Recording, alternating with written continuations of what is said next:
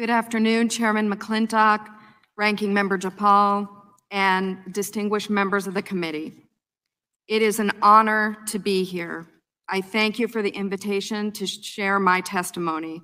My goal is to inspire action to Ranking Member Japal and distinguished members of the committee.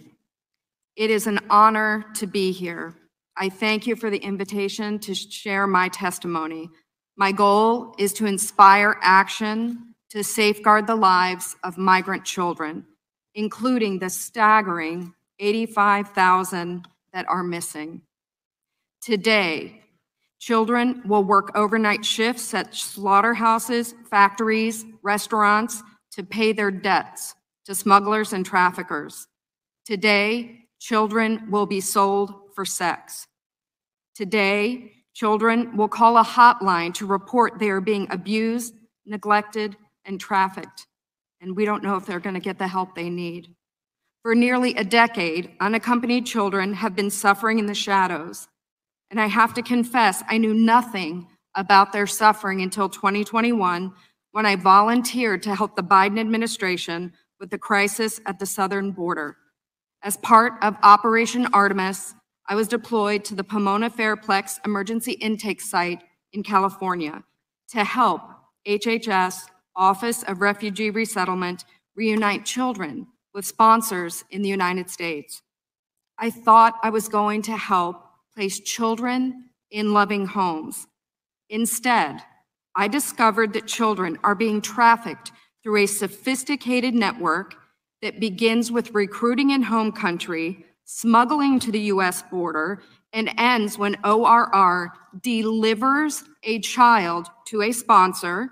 Some sponsors are criminals and traffickers and members of transnational criminal organizations. Some sponsors view children as commodities and assets to be used for earning income. This is why we are witnessing an explosion of labor trafficking. Now, whether it's intentional or not, it could be argued that the United States government has become the middleman in a large-scale, multi-billion-dollar child trafficking operation that is run by bad actors seeking to profit off of the lives of children. As for me, my interest is the safety of the children. I do not view this as a political issue. I view this as a humanitarian issue. I assure you, my motives are the highest and best. I want the children protected. So I want to tell you some of what I witnessed personally at the Pomona Fairplex. I saw vulnerable indigenous children from Guatemala who speak Mayan dialects and cannot speak Spanish. That means they cannot ask for help in English. They cannot ask for help in Spanish. They become captives of their sponsors. I have sat with case managers as they've cried to tell me the horror of what has happened to children as they make the journey to this country. I saw apartment buildings where 20, 30, and 40 unaccompanied minors have been released. I saw sponsors trying to simultaneously sponsor children from multiple ORR sites at one time. I saw sponsors using multiple addresses to obtain sponsorships of children. And I saw numerous cases of children in debt bondage, and the child knew they had to stay with the sponsor until the debt was paid.